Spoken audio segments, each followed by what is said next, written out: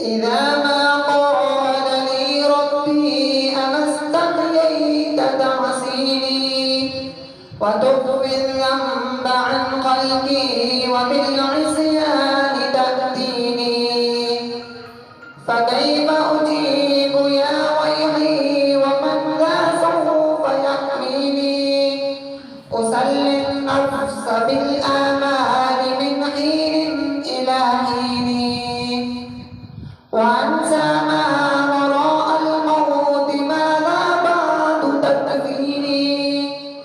كأني قد زمنت العيش ليس الموت يأتيني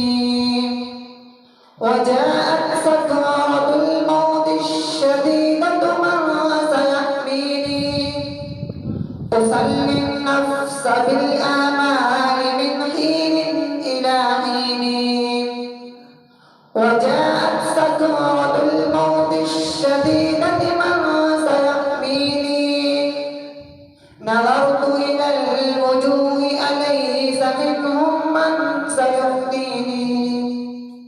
سأسأل ما الذي قدمت في دنياي ينجيني فكيف إجابتي من بعد ما فرطت في ديني ويا ويلي ألم أسمع كلام الله يدعوني ألم أسمع لما قد جاء في قاف وياسين ألم أسمع بيوم الحشر يوم الجمع والدين ألم أسمع منادى الموت يدعوني يناديني فيا رباه عبد تائب من لا سيحويني سوى رب غفور واسع للحق يهديني أتيت إليك فارحمني وتقبل في موازيني وخفف في جزائي أنت